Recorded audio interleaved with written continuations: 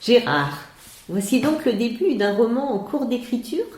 En effet, il s'agit du premier chapitre de Zauberland, dont la parution est prévue pour l'automne prochain. Mais quel est le sujet de ce roman? Zauberland raconte la vie sur notre planète au siècle prochain.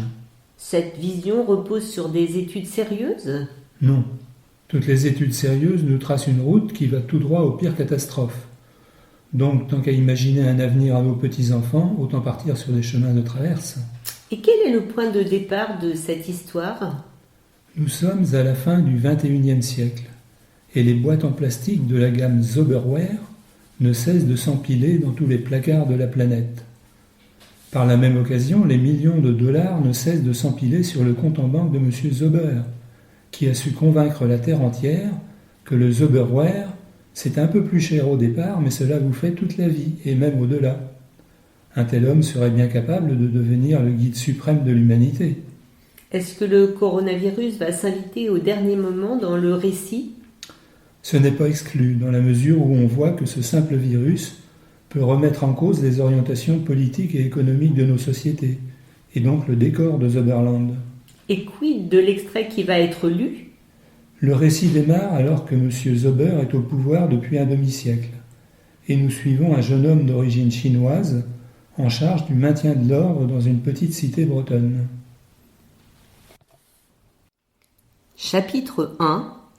Le troublant parfum de l'interdit. Dans les rues de Béton-sur-l'Île, le 13 juillet 2139, à l'heure où l'on songe à l'apéritif du soir. Le sergent Li Hanjing n'en croyait pas ses narines. Cette odeur inattendue, cette senteur improbable, ce parfum interdit, comment était-ce possible? Avec les 3 soldats placés sous ses ordres, il terminait sa ronde de 18 heures. Au fil du temps, les 3 rondes quotidiennes étaient devenues une simple formalité, et Li ne se donnait même plus la peine d'en changer ni l'horaire, ni le parcours. Depuis bientôt 3 ans qu'il était en poste dans la petite cité bretonne, à assurer le maintien de l'ordre, c'était bien la première fois que le sentiment d'un quelconque danger venait ainsi éveiller son attention. À l'entendre, Li avait choisi cette affectation en connaissance de cause, mais on aurait pu lui objecter que le hasard n'était pas totalement étranger à son arrivée sur les bords de l'île. Comme la plupart de ses compatriotes, sa connaissance de l'extrême Occident était toute relative. Pour lui, les habitants de la lointaine Europe se ressemblaient tous avec leurs peaux blanches et leurs yeux débridés. C'étaient sans doute de braves gens, mais qui n'avaient pas inventé la poudre, ni d'ailleurs le papier, ni même la brouette et encore moins la boussole. Li s'attendait donc, en arrivant ici, à rencontrer des gens plutôt enclins à la modestie, et il fit toujours attention à ne pas manifester dans ses attitudes ou ses propos l'arrogance d'un peuple au passé plus glorieux. Un demi-siècle s'était écoulé depuis l'avènement de ce que les historiens s'accordaient à appeler le Nouveau Monde, pour marquer un tournant aussi décisif que la découverte des Amériques, et on recherchait toujours des jeunes hommes prêts à quitter leur région, quelques années pour aller assurer le maintien de l'ordre dans une autre région de la planète. Li Hanjing n'était pas particulièrement attiré par le métier des armes, mais il fallait bien travailler pour vivre, et il avait toujours rêvé d'aller découvrir des contrées lointaines. Il posa donc sa candidature et passa avec succès les tests qui restaient, il faut bien le reconnaître, d'un niveau de difficulté tout à fait raisonnable pour une mission si noble. Il eut donc à choisir parmi plusieurs villes en Europe, dont le nom n'évoquait rien pour lui, car il ne connaissait pas bien cette mosaïque de pays minuscules. Pourquoi Béton-sur-l'Île avait attiré son attention? À cause d'une page d'un vieil atlas dans laquelle il avait cru reconnaître quelques mots. Tout d'abord, cela parlait de béton, le matériau des bâtiments historiques du XXe siècle, dont toute personne de bon goût avait maintenant à cœur d'aller admirer les ruines. Certes, dans cette page de l'atlas, le mot était parfois orthographié avec 2 T, comme cette bourgade, ou bien encore breton, mais sans être un éminent linguiste capable d'analyser de probables déclinaisons, il n'y avait pas à s'y tromper. Il s'agissait sûrement d'une cité remarquable avec de nombreux monuments à visiter. Et puis il était question de chef-lieu de canton. C'était succinct comme information, mais la présence du chef confirmait de toute évidence que le lieu était parmi les plus importants à voir dans la région. Par contre, depuis son arrivée, Li cherchait toujours des traces du lien avec la grande ville de son Guangdong natal. La seule piste qu'il avait trouvée était la vente de riz cantonais au marché du dimanche. Cela lui paraissait bien peu pour se sentir tenu de faire référence à la grande métropole chinoise dans un atlas. Il y avait aussi la curieuse mention « voir Rennes ». Aujourd'hui encore, il se demandait où et quand il pourrait admirer ces animaux mythiques qui tirent le traîneau du Père Noël dans les contes d'Extrême Occident. Le servant Anjing, plutôt réservé de nature, n'avait pas osé poser ces questions en arrivant, et 3 ans plus tard, il ne se voyait plus exposer de tels doutes devant tous sur des sujets aussi élémentaires. A contrario, quand il questionnait Li sur ses origines, les gens d'ici hochaient la tête d'un air entendu en écoutant sa réponse, signe qu'ils savaient tous situer la région chinoise du Guangdong.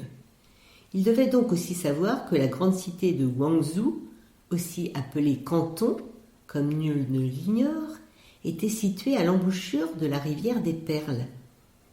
Tous connaissaient certainement la longueur de ce fleuve et même le nom de ses principaux affluents. C'était donc un signe de grande délicatesse de leur part que de ne jamais orienter la conversation sur la géographie chinoise, ce qui n'aurait pas manqué de mettre leur érudition à l'honneur, et par comparaison de l'humilier, lui, le pauvre Li Anjing, qui n'aurait même pas su dire dans quelle commune bretonne l'île prenait sa source.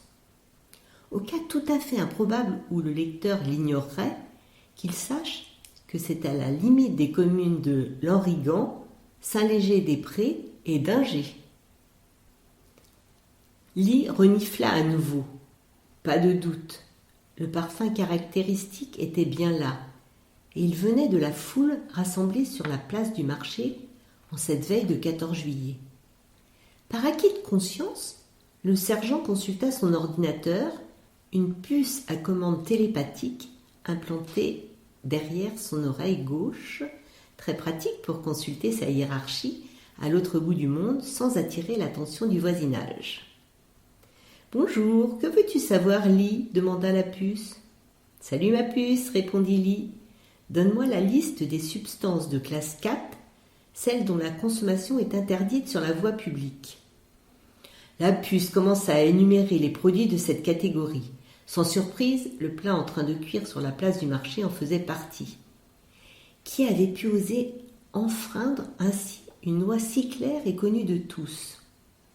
Depuis son avènement aux commandes de la planète, le pouvoir du Nouveau Monde avait pourtant multiplié les gestes de bonne volonté envers les peuples des 5 continents, veillant par exemple à conserver les jours de fête nationale, bien que les États de l'Ancien Monde aient disparu pour s'intégrer à la nouvelle nation unique.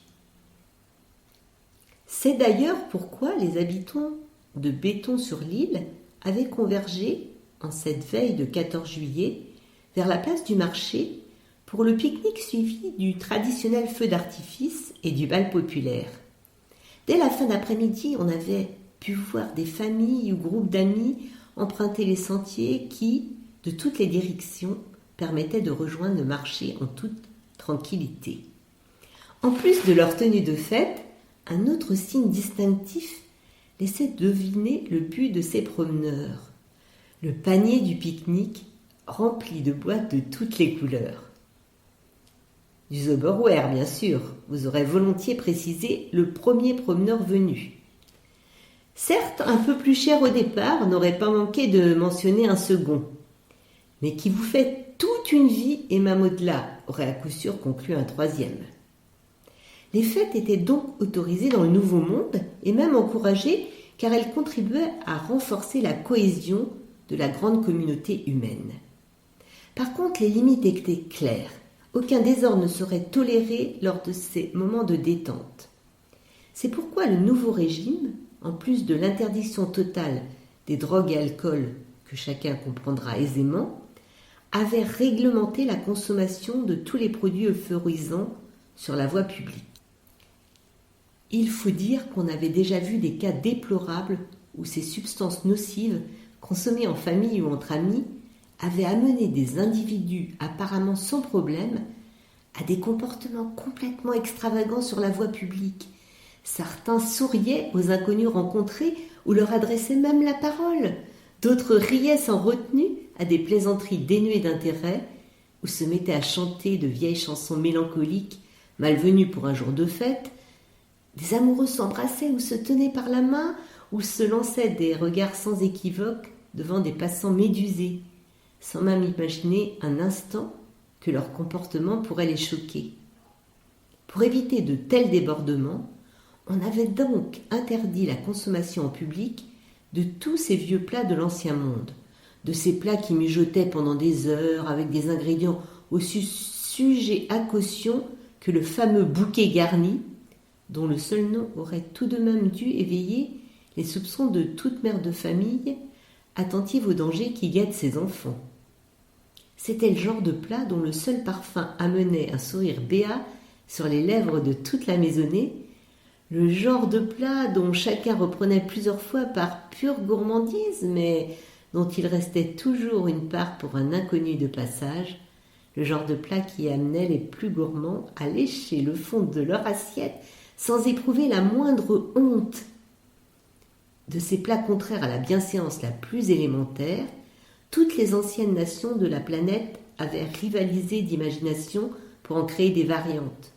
De l'Irish stew au tagine, du bœuf bourguignon à la paella, du couscous au risotto.